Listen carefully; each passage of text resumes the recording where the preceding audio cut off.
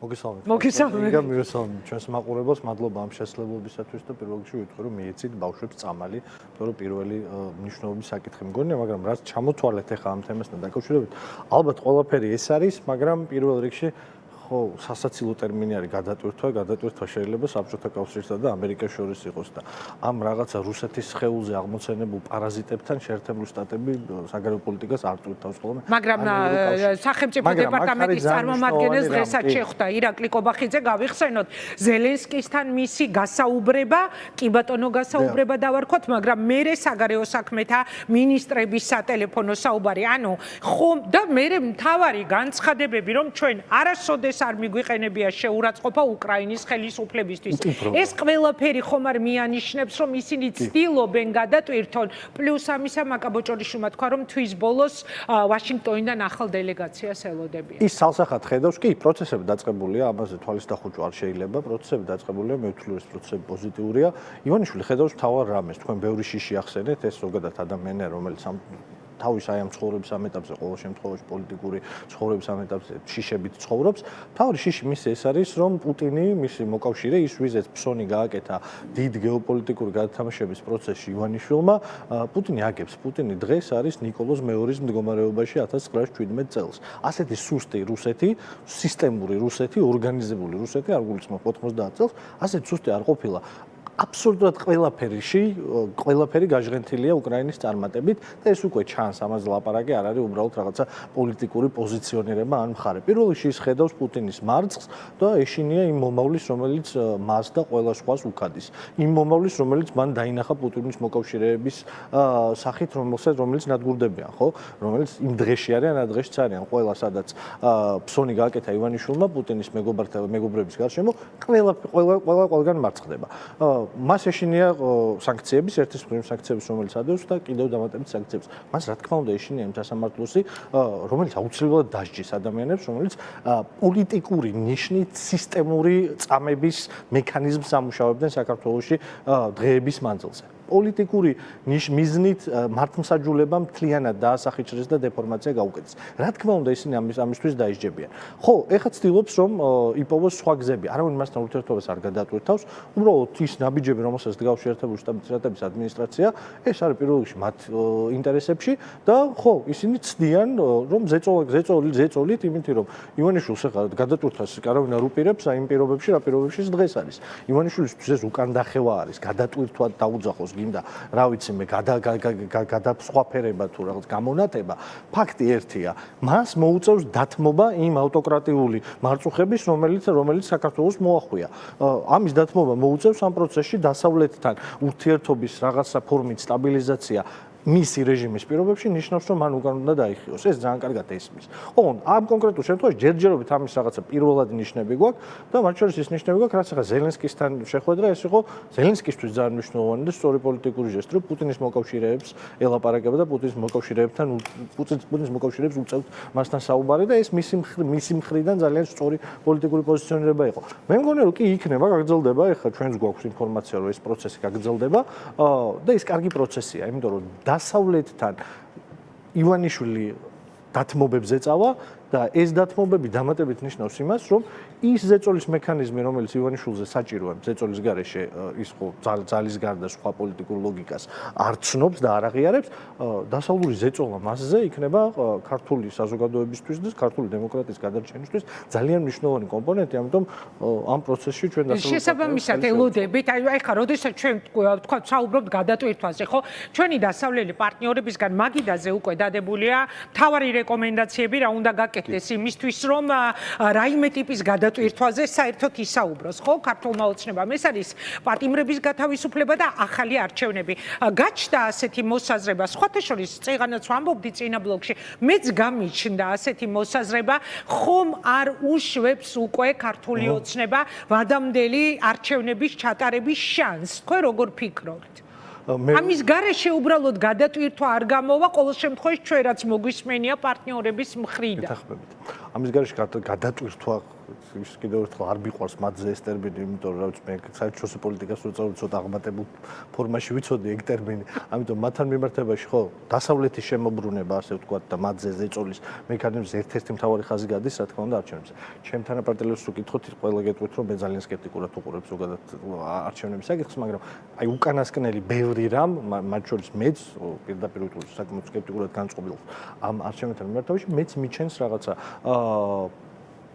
ეჭვს იმაში, რომ ეს პროცესი შეიძლება წავიდეს ვადამდელ არჩევნებამდე, მათ შორის სხვა დათმობებთან ერთად და ეს დათმობების კასკადი დიდია. ამ დათმობებში ივანიშვილი ივაჭრებს. ივანიშვილი არის ტრანზაქციული მიდგომების ადამიანი 90-იანი წლებიდან, შესაბამისად ის შეეცდება, რომ ივაჭროს მაქსიმალურად და რასაც ჩვენ ახლა უყურებთ, ეს ხო მართლმსაჯულება არ არის, ქაოტონოინგა, ეს არის ის, რაც საკეთებენ, რა ვიცი, მადუროს მსგავსი ლიდერები, ლუკაშენკას მსგავსი ლიდერები, ეს არის პოლიტიკური ვაჭრობა, ეს არის დეფორმირებული მართლმსაჯულება, სადაც შეიძლება პოლიტიკური პროცესის სახელით აი ამ ასეთი რაღაცებით ვაჭრობა. ანუ 350-ზე მეტი ადამიანი ყובה ერთ და იგივე ისტორიას ისე რომ ერთმანეთს არ იცნობს, რომ ისინი ერთ და იგივე ტიპის მანქანაში აიყვანეს სისტემურად, მეთოდურად სცემეს, გადაუღეს და შემდეგ იქიდან გაქურდეს და იქიდან გამოაგდეს.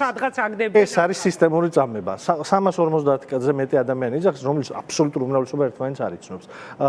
პოლიტიკური ლიდერები სასტიკად, დემონსტრაციულად, სპეციალურად სცემეს სპეცრაზმის თანამშრომლებმა, ყველა მიცის, ხო, ალეკო ელისაშვილი, დათო კაცარავა, სხვები და სხვები, ტედ ჯონასი მაგალითად, რომელიც დიდი ხნის უბრალოდ ჩვენი მეგობარი და საქართველოს პატრიოტი კაცი არის, უამრავი ესეთი ადამიანი, რომელიც დემონსტრაციულად ამორჩევით სპეციალურად სცემეს. ბევრ ჩვენთაგანს, ჩვენ ოჯახის წევრებს სახლებში გვირეკავდნენ, გვანძღავდნენ, გვაშინებდნენ და ბევრ ჩვენთაგან სახლებთან დახვდნენ. აი ამ ყველაფერს აქვს სისტემური, სიტყვა სისტემური არ არის აქ რაღაცა ესეთი რა ქვია, პოლიტიკური შეკაზმვის ამბავი. სიტყვა სისტემური ნიშნავს ამას, რომ მეთოდურად ხდებოდა ადამიანების ფსიქიკაზე და ფიზიკურად ძალადობაში. ამას აქვს სისტემური. ღიმილის მომგვრელია აი იმ ვერსიის შემოთავაზება, რომ ხუთმა სპეცრაზმელმა გააკეთა ეს ყველაფერი, აქ მთავარი პასუხისმგებელი პირები სად არიან დაკითხულები. სად არის პოლიტიკური პასუხისმგებელი პირები? არა, დაკითხულები არიან თუ არა მთავარი გადაწყვეტილების მიუღებები. ხა მაშინ დაუშვათ, მაშინ იყო ხარება. ხო?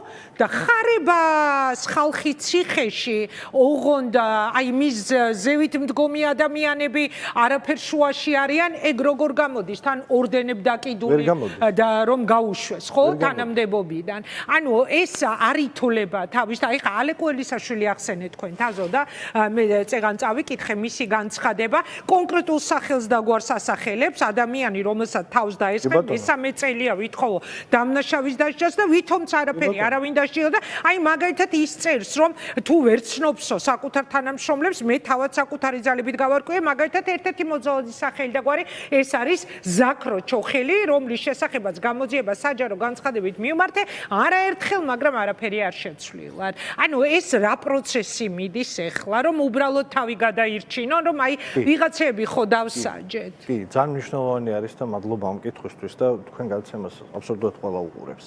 და ძალიან ბევრი ის ადამიანი უყურებს, ვინც ქართული ოცნების მხარდამჭერია, იყო უახლოეს წარსულში, ეხაც არის და მათ შორის ის ხალხი უყურებს, ვინც ამ პროცესის მონაწილეები იყვნენ, იქით ამ მხრიდან დარწმუნებული ვარ. აი ამას იზამს ივანიშვილი, მათ მინდა უთხრა. ორი ამბავი არის. ერთი ამბავი არის, აი ამას უზამს, იმისთვის, რომ თვითონ გადარჩეს, თვითონ ხელშეუხებლობა მიიღოს, თვითონ პოლიტიკურად გამოძრეს, მათ შორის სამართლებრივად გამოძრეს ამ ვითარებიდან, თითოეულ მათგანს გასრისავს და გასრესილს ჩააბარებს, სადაც საჭირო არის. ანუ ეს ყველას უნდა ესმოდეს. ყველა, ვინც აი ამ დღეებში, ვინც დღევანდელ დღემდე სისტემურად ახორციელებს უკანონობას, კანონის სახელით, სახელმწიფო მუნდირით, საქართველოს ღირსებით, აი ამ ქვეყნის მუნდირის ღირსებით დღეს აკეთებს ტოტალურ უკანონობას, სიბინძურეს, არაადამიანობას, არათუ სახელმწიფოებრიობას, არათუ რაღაც ქრისტიანობასთან ახლოს საქმეს, არამედ უბრალოდ შიშველ ბოროტებას. ყველა მიცოდეთ, რომ აი ესე დაამთავრებთ როგორც ეს. ესე თუ არ დაამთავრებთ, იხილეთ აგერ რა ხდება ორბანის შემდგომ უნგრეთში, როდესაც აი ყველა იმ ტიტუშკაზე საქმე აღიძრეს, დანარჩენებს ეგრე მოგევლებათ. ამიტომ ეს უნდა ესმოდეს ყველას, მართლა ყველას უნდა ესმოდეს. ზუსტად იგივე ხალხია კაცო. ორბანის ტიტუშკებზე დღეს უკვე გამოძიება დაიწყო. მას მერე რაც ორბანი დამარცხდა და ალბათ ეს გარდაუვალი იქნება და უნდა იყოს კიდეც. აუცილებლად ესე იქნება. თაზო, იმიტომ რომ ჩვენს კოლეგებს კოლეგებს პირდაპირ ეთერში მუშაობდით, მაშინ ვუყურებდით ლაივში როგორ კლავდნენ, თავზე როგორ ახტებოდნენ, ასევე შავნიღბიანები, შავტანსაცმლიანი ვიღა ტიტუშკები და არავის გამოუძიებია ეს ყველაფერი. ახლა ჟურნალისტების გამოსაძიებელია, მაგალითად გურამ როგავას თაობაზე ელისო ჯარიაშვილმა ჩვენმა კოლეგამ ჩაატარა ჟურნალისტური გამოძიება, პაპუაშვილმა კითხვა რომ არაფერ კავშირში არ არის ეს ჟურნალისტურ გამოძიებასთან, მაგრამ ანუ ჟურნალისტებმა უნდა გავაკეთოთ და აკეთებენ კიდე ჟურნალისტები. ნოდარ მელაძე ყოველ შაბათს ამას აკეთებს, რაც გამომძიებელმა და საგამოძიებო სტრუქტურებმა უნდა გაარკვიონ, იმას ჩვენი ჟურნალისტები იძიებენ, ხო? მაგრამ სად არიან ეს დასჯილი ადამიანები? არ არსებობენ, ქალბატონო ინგა. კიდევ ერთხელ ანუ მათ უნდა ესმოდეთ, რომ ეს ესე იქნება, ამიტომ და კიდევ ერთხელ აქ მივუბრუნდეთ რა, 350-ზე მეტი ნაწამები ადამიანი, ანუ მაკაჩიხლაძის, მისი ოპერატორის, სხვების და სხვების საქმეები. სად არიან და ამაში დამნაშავეები? სად არის პოლიტიკური პასუხისმგებლობა იმ პირის, ვინც ამ ყველაფერს ხელმძღვანელობდა საქართველოს შინაგან საქმეთა მინისტრის სახით? რომ იმისთვის სახში წასვლა არის საკმარისი და სად არის საქართველოს პრემიერ-მინისტრის პასუხისმგებლობა? სისტემურს როდესაც ვეძახით, თუ ლაპარაკობთ მართლმსაჯულებაზე, მაშინ ყველას პასუხისმგებლობა უნდა დადგეს. იცის ივანიშვილმა როგორ გააკეთოს ეგ? ყველას პასუხისმგებლობა დააყენა, აგერ მის ფულს რო ეხებოდა საქმე იხილეთ ღარიბაშვილს. ყველა ხო, ნახევარი მინისტრთა კაბინეტი ციხეში ჩასვა და მეორე ნახევარი სახში გამოკეტა ფაქტურად შინაპატიმრობაში. ხო, მინისტრები, მინისტრის მოადგილეები, დეპარტამენტის უფროსები სრულად გაწმინდა, როცა საქმე ეხებოდა მის ფულს. ყველას მოუარა, იქ მართლმსაჯულება აღასრულა. ეხლა დაჭერებით ცდილობენ რომ აირიდონ რაღაცნაირად პასუხი. ეხა ისევ ცდილობს პოლიტიკურად გადარჩეს. ის ფიქრობს, რომ აი ამ ტანის მოძრაობებით ეხა პოლიტიკურად ამ ვითარებიდან გამოძრება. უნდა ეს არ არის საქართველო, რომელიც იყო 1 წლის წინ, ეს არ არის საქართველო, რომელიც 4 წლის წინ იყო. ეს სხვა საქართველო. ამ საქართველოში, ამ ვითარებაში, როდესაც ქვეყანაში ჩვენ თანამოქალაქეებს აბსოლუტური უმრავლესობა ებრძვის შიმშილს და გადარჩენისთვის იბრძვის და ყოველკვირეულად ეს გადარჩენა უფრო და უფრო ძვირი ხდება მისთვის. ანუ საზოგადოებრივ ნულოვანი მხარდაჭერა აქვს, მის რიგებშიც მხარდაჭერა არ აქვს. თქვენ ხო ძალიან კარგად იცით ვინ არის გიორგი უძილაური. ხო ძალიან კარგად ვიცით. რა პერსონაჟი არის? საიდან მოდის? იქიდან მოყოლებული. საიდან მოდის? გიორგი უძილაურის შეწირვა რო უწევს ეხა ზვარაკად. ხვალ ხარებასაც შეწირავს, ყველას. მისთვის თავად თვითონ გადარჩეს. დარწმუნებული ვარ, Კობახიძესაც შეწირავს უახლოეს მომავალში, მომავალ შესაძლებლად. ეს მოლოდინი რომ Კობახიძის დრო ყველაფერი ამას აჩვენებს. Კობახიძე არის მთლიანად ამოვარდნილი თავისი. არ არის ხა კობახიძე არც უწვინო კაცი არ არის და არც დაულაგებელი ისეთი საკმაოდ დამჯდარი პოლიტიკოსი არის. ხო ხედავთ რა დღეში არის. კაცი გამოცხადდა. კობახიძე არ არის ის კაცი, რომელიც ტელევიზორში იტყოდა 1 წლის წინ თუნდაც ან რამოდენიმე წლის წინ ათლარად იმის ღორის და ძროხის ხორცის რაღაც ნაზავს იყიდით. ამას არ იტყოდა, ამ დონემდე არ დაეცემოდა. მაგრამ ხო ხედავთ რა ისტერიკაში არის. ხო ხედავთ რას ლაპარაკობენ მასზე, ასავალ-დასავალი იქნება თუ სხვა ჯურღმულები მათი იმის რა ქვია პროპაგანდის. პირდაპირ აშავებენ. ხან განათლების რეფორმაზე ურტყავენ და ამბობენ რომ რა ვიცი ხა ეს არ მოეწონე, არ არის მოსაწონი. ხან რაღაც სხვა რაღაცაზე ურტყავენ. ანუ ღიად ჩანს რომ ეს კაცი მათ შორის არჩევნების თემისთვის ტექნიკურად სხვა გზა აღარ არსებობს ამ ქვეყანაში რიგარში არჩევნების ჩატარების გარდა, რომ აი კობახიძე და მისი მთავრობა შეწიროს. მე არ მგონია რომ იმას უზამს რაც ღარიბაშვილს უქნა, იმიტომ რომ ღარიბაშვილთან მაინც სხვა დიდი კორუფციული ამბავი იყო და მის ფულს ეხება. მაგრამ ეს მომავალი ამ კაცს პოლიტიკური მომავალი ივანიშვილის კარზე ყოველ შემთხვევაში პრემიერ-მინისტრად ცალსახად აღარ. ხო, თუ არჩევნებზე გასვლას ხელახალი არჩევნების საკითხზე თუ კი იფიქრებენ, სავარაუდოდ არჩევნებზე გასვლის წინ მოხდება მისი შეცვა მინიმუმ პრემიერობიდან გაწევა. აი ახლა მივადექით იმ თემას, რაზეც წინა ბლოკში ვსაუბრობდით, ანუ მთავარი ორი რეკომენდაცია მოთხოვნა პატიმრები გამოუშვი და ჩანიშნეთ ახალი არჩევნები. ეს მოდის ჩვენი პარტნიორებისგან. აი თქვენ გახვალთ არჩევნებში. მე ნიკა გვარამიას ვუსმენდი წეღან, თქვით, გამოდით, თქვით, შეხვალთ თუ არა არჩევნებში, რა გადაწყვეტილებას მიიღებთ და მაინტერესებს აი რომ დანიშნოს ხვალ არჩევნები ქართულმა ოცნებამ, ბიძინა ივანიშვილმა, ამ შემთხვევაში თქვენი პოზიცია როგორი იქნება? ჩვენ პოზიცია დავაფიქსირეთ, რომ ჩვენ თulit რომ ქვეყანაში ხელისუფლებას შევცვლით არჩევნების გზით. შესაბამისად, აქ არაფერი ისა რა ქვია, ტანის ზედმეტ მოძრაობას არ ვაკეთებთ. ამბობთ, რომ არჩევნებით შევცვლით ხელისუფლებას. თუნდაც არ შეცვლილი ცენტრალური საარჩევნო კომისიით და ყველა ინსტიტუტით, რა მივიღებთ მონაწილეობას იმ არჩევნებში, რომელი არჩევნებიც რეალურად ჩატარდება. რეალისტურად რა არჩევნებიც ჩატარდება იმ არჩევნებში. რას ნიშნავს თაზო რეალისტური? მე მგონია დღის გადმოსახედიდან, მე მგონია, რომ აი იმ ვითარებაში, როდესაც აი ეს რაღაცა დამატებითი ფაქტორი, რომელიც ბოლო 2 წელი ფაქტორით აღარ იყო დასავლური ზეწოლა ივანიშვილზე, ეს გაცოცხლდა და ეს ეს უკან მოbrunდა და მგონია რომ ეს მივა თავის იმ წერტილამდე სადაც უნდა მივიდეს და მე დარწმუნებული ვარ თითქმის იმაში რომ ამ ზეწოლის ნაწილი იქნება მათ შორის ის რომ არჩევნებში მაქსიმალურად მიახლოებული თამაშის სამართლიან წესები შეიძლება მივიღოთ ერთის მხრივ და მეორეს მხრივ პოლიტიკური პატიმრები განთავისუფლდნენ. მე არ მაქვს ილუზია, ოღონდ რომ ივანიშვილი ჩაატარებს აბსოლუტურად სამართლიან არჩევნებს. მე არ მაქვს ეს ილუზია, დარწმუნებული ვარ, არც ჩემს წინამორბედს არ აქვს მაგის ილუზია და არავის, ვინც ამ ქვეყანაში პოლიტიკას აკეთებს უკანასკნელ წლებში და ყოველ დღე ამ ქვეყანაში იღვიძებს და მე აქ იძინებს და ნიუსს ეცნობა, არავის არ უნდა კონდეს იმის ილუზია, რომ ივანიშვილი სამართლიან არჩევნებს ჩაატარებს. ოღონდ ჩვენ მაქსიმუმი უნდა წამოვიღოთ ამ არჩევნებიდან მაქსიმუმი სამართლიანი თამაშის წესი. მივიღებთ მონაწილეობას ისეთში, როგორშიც მივიღებთ, რომელიც იქნება რეალისტური. არ იქნება ბოლომდე სამართლიანი ეს არჩევნები. არ იქნება ბოლომდე გამართული. არ იქნება ისეთი, როგორც ტარდება შეერთებულ შტატებში. იქნება ისეთი, როგორც ჩატარდა უნგრეთში. ხო ნახეთ რა მოხდა უნგრეთში. უნგრეთის საარჩევნო სისტემა ესა ძალიან მნიშვნელოვანი საკითხი, რომელზეც ბევრია სამსჯელი. უნგრეთის საარჩევნო სისტემა, ვინმეს თუ გონიო საქართველოს რაიმე ფორმით უკეთესი იყო, ბევრად უარესი იყო.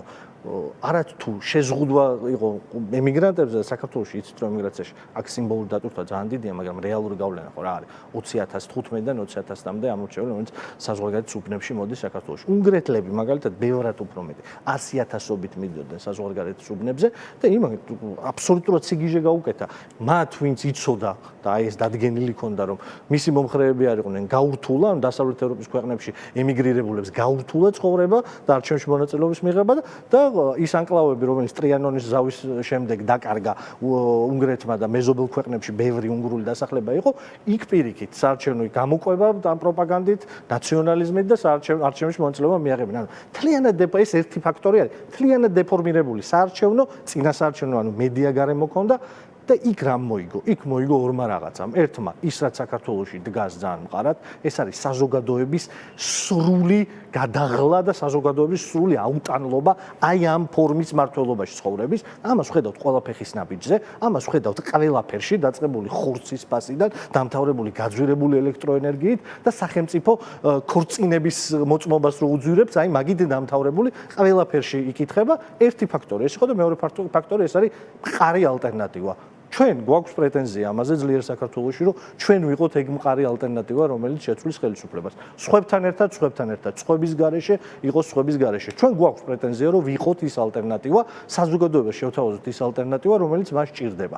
ალტერნატივა თუ იქნება და საზოგადოების განწყობა არის, ორივე კომპონენტი არის, ის უნდა დავამარცხოთ დამთრგუნავი უმრავლესობით და დამთრგუნავი უმრავლესობით დამარცხებას ვერავინ ვერ გაუძლებს, ვერც ორბანმა ვერ გაუძლო, ვერც ივანიშვილი ვერ გაუძლებს და მეცაც გეტყვით, პუტინიც ვერ გაუძლებს ეგეთ თაზო, მაგრამ თუ კი დადგება ასეთი მოცემულობა, თუ კვლავ იგივე მოცემულობა გვექნება, რომ ოპოზიციის ნაწილი არ გავაარჩევნებს, ანუ რაც იყო, რაც ადგილობრივზე ვნახეთ, ამის მიუხედავად თქვენ ეხლავე ამბობთ, რომ ჩანიშნოს ივანიშვილმა არჩევნები, თქვენ ყველა ვარიანტში გადიხართ არჩევნებზე, ხო? ეს რომ დავაკონკრეტოთ. თუ ჯერ ადრეა ამაზე საუბარი, არაფერი ადრე არ არის, არაფერი ადრე არ არის. არჩევნებზე საუბარი პარტიული მკვეთრი პოზიციის ჩამოყალიბების საშუალება ჯერ. მკვეთრი პოზიცია გვაქვს ამაზე ძალიან ინგა. მკვეთრი პოზიცია არის ესეთი. ჩვენ თვლით, დარწმუნებული ვართ ამაში და ჩვენი ბრძოლის გზა არის ეს, რომ ივანიშვილი ამ ქვეყანაში არჩევნების გზით უნდა შეიცვალოს. ჩვენ მივიღებთ მონაწილეობას იმ არჩევნებში, რომელიც რეალისტურად ამ ქვეყანაში ჩატარდება. აი ზედმეტი ყველანაირი ქარგრეხილის გარეშე. ეს იმას კი არ ნიშნავს, რომ რაღაცა იხავე ვამბობთ, რომ ყველა არჩევნებში ჩვენ ბოლომდე ვიბრძოლებთ.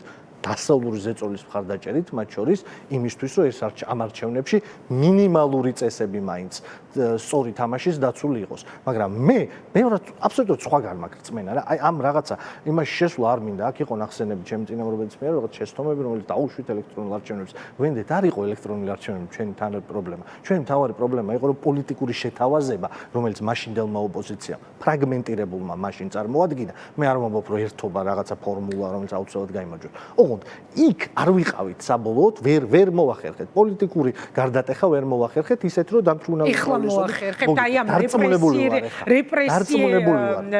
რეპრესიული კანონებით, ამ დენი დაჭერით, ამდენი დაჯარიმებით, ასეთი შეზღუდი ბიზნესმენსაც კი ეკრძალება საკუთარი მოსაზრების გამოთქმა და თუ არა და წავა ციხეში ან უზარმაზარ ჯარიმას გადაიხადა. ათეულობით პოლიტპარტია. და ადამიანებს ტროტუარზე დგომის გამო ციხეში იჭერენ, ილიაუნის სტუდენტს მიადგნენ უნივერსიტეტში და დაადეს უნივერსიტეტის კიბეებთან ხელბორტილები. აი ამ რეალობაში ფიქრობთ რომ მაინც გექნება შანსი რომ დაამარცხოთ. კი ბატონო, იმიტომ რომ ნება მიმბოძეთ მაგ რეალობის მეორე მხარე დაგანახოთ. კი ბატონო. მაგ რეალობის მეორე მხარე არის 530 დღეზე მეტი პროტესტი, რომელსაც ვერაფერს უშვება ივანიშვილი. მაგ რეალობის მეორე მხარე არის მისი მთავარი მოკავშირის, ვისი სახელითაც ჟარგონს ვიხმარ ბოდიშად, ვისი სახელითაც ბლატაობს იმის დაისი და აღსასრულისკენ სიარული გულისხმობ პუტინს. მაგ ფასადის მეორე მხარეს არის ასობით ათასი ჯარიმიანი ადამიანები, რომელიც ყოველდღე მაინც მიდიან პროტესტზე ან შაბათს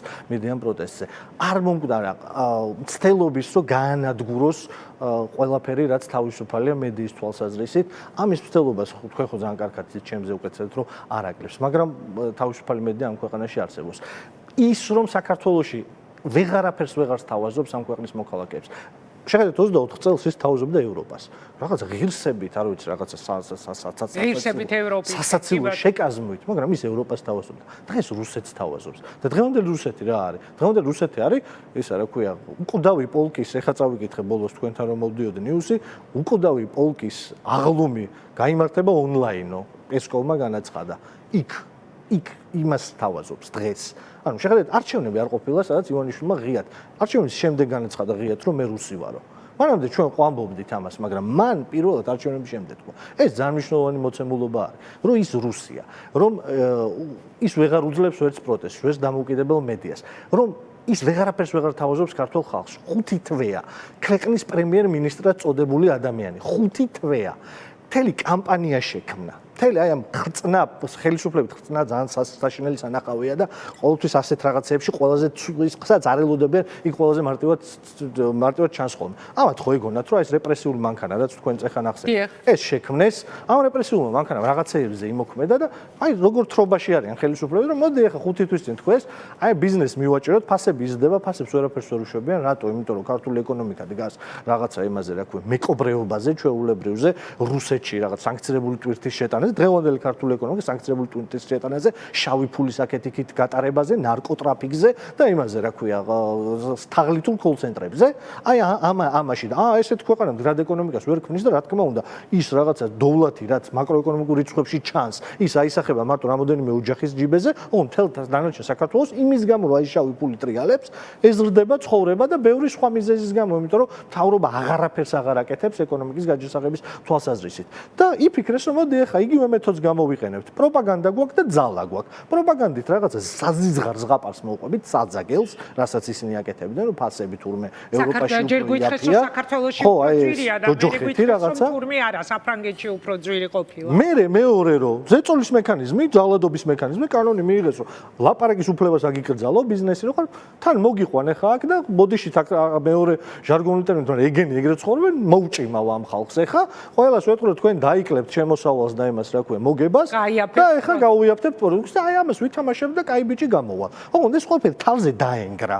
იცი რა ქონდა? მოლოდინი ქონდა რომ თურქეთში ინფლაცია და ეგრეც იყო გათვლილი რომ თურქეთში ძირითადად ხო რაზეა ჩვენი იმპორტი დამოკიდებული ფასებზე და თურქეთში ინფლაციურ ცვლილებებზე და იცით რომ საკმაოდ ხშირია ხოლმე. იქ ეგეთი პროგნოზი არ იყო, არ ელოდებოდა რომ ირანში რამე შეიცვლებოდა, მაგრამ ეს ყველაფერი მოხდა, ვეღარ გაუძლო, ხელიდან გაიქცა ეს ფასების ამბავი და ხო ხედავთ რითი დამთავრდა. რითი დამთავრდა და კომისია გამოვიდა.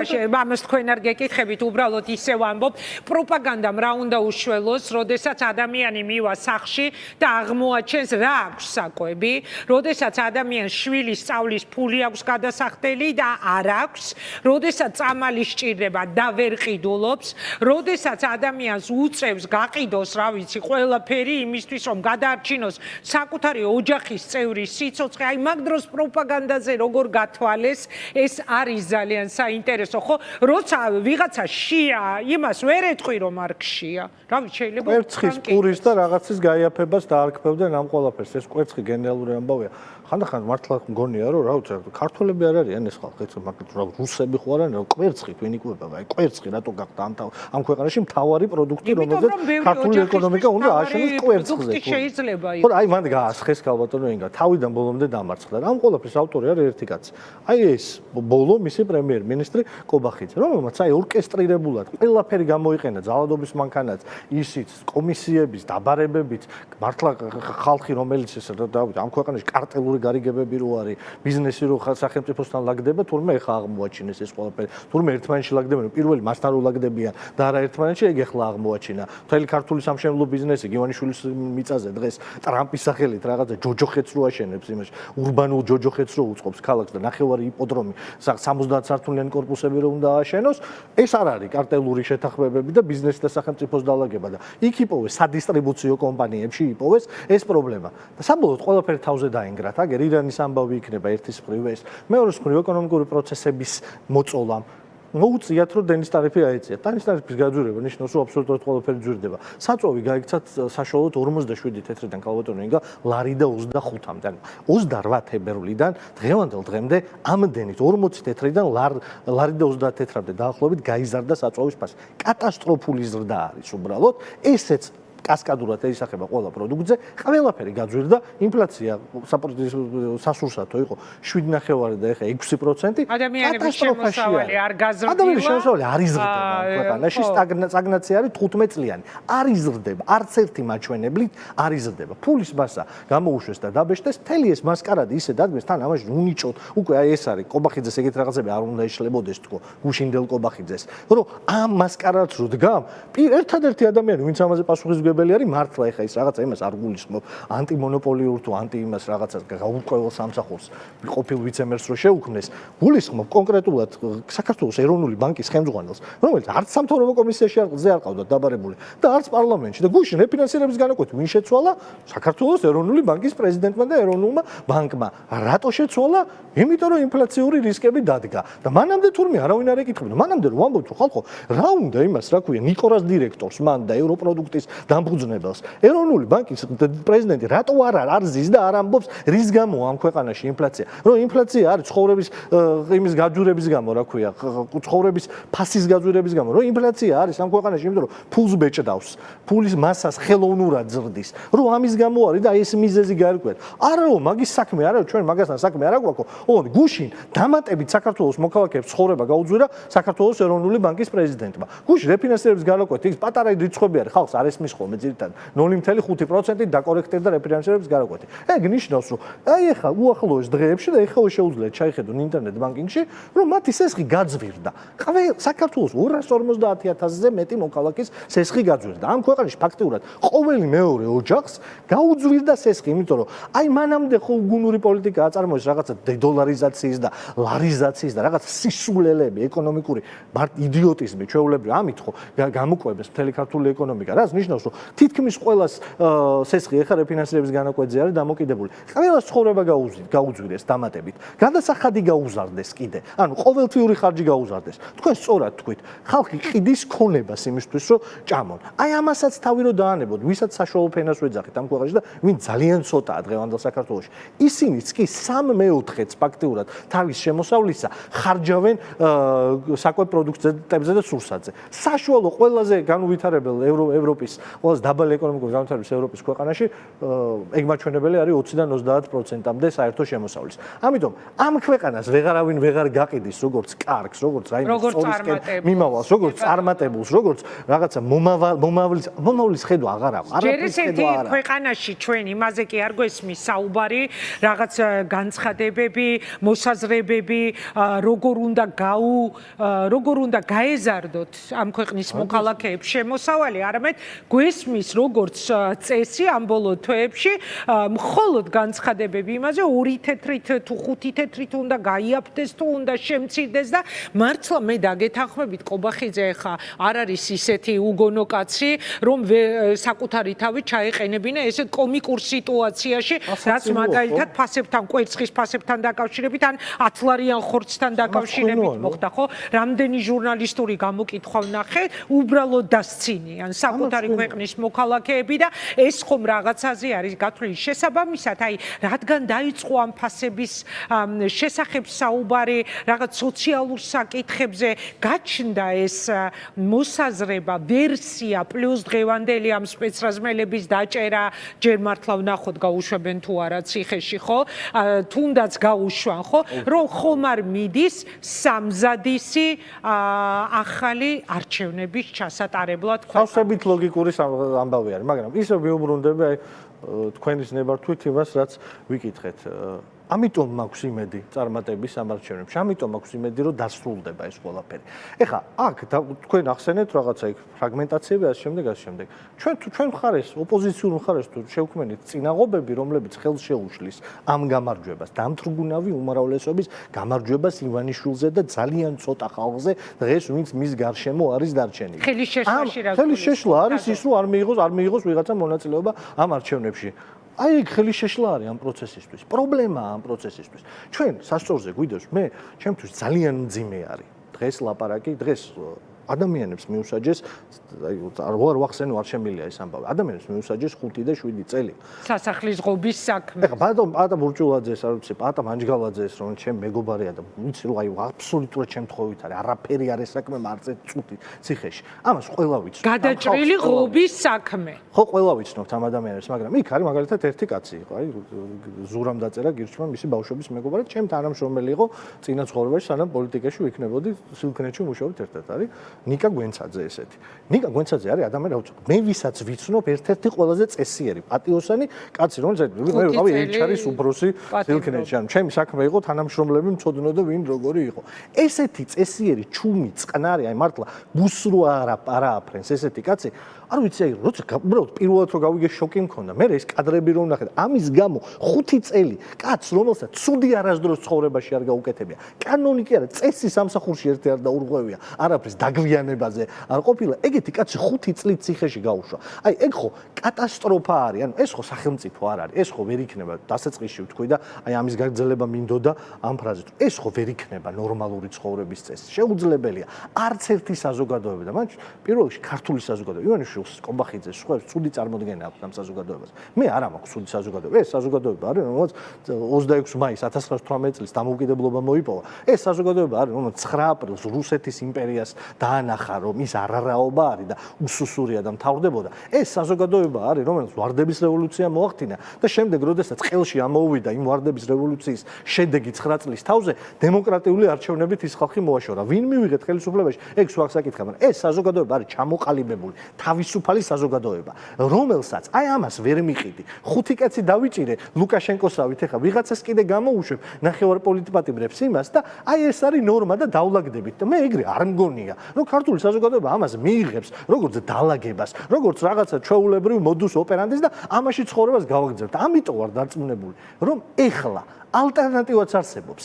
ხალხი არის იმ ზღვარზე მისული, რომ ყველა აი მართლა დამთრგუნავი უმრავლესობა ჩვენი საზოგადოების დიდ ტალღად წალეკავს აი ამ რაღაცა ერთ შავბნელ წერტილს ქართულ პოლიტიკაში, რომ 21 საუკუნეში იყო რამოდენიმე წელი, როცა პუტინმა მოახერხა და ხელში ჩაიგდო და რუსულმა აი მომაკვდავმა იმპერიამ ხელში ჩაიგდო საქართველო. ეს იქნება ძალიან ცუდი წერტილი ისტორიის და აი დამთავრდება მალე. ამ არჩევნებზე დამთავრდება ისე როგორც აი ეს მოხდა უნგრეთში და დარწმუნებული ვარ. მანამდე აი შეიწირავს ამათ ყველას ნაწილს და მე გვეცოდინება ის ქვეყანა რა წერტილიდან უნდა იმართოს სწორად და რა უნდა გავაკეთოთ იმისთვის რომ აქ არასდროს არ მოbrunდეთ. ამიტომ დარწმუნებული ვარ ამ გამარჯვებაში.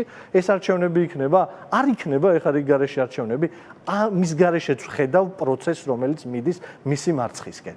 ყველა ვარიანტში მიდის მისი მარცხისკენ. ოღონდ აქ კიდევ ერთხელ ვამბობ, არ უნდა შეუშალოთ ამ პროცესის სვლა ხელი არავითარ შემთხვევაში. დიდი მადლობა. არავითარი მიზეზით. მადლობა.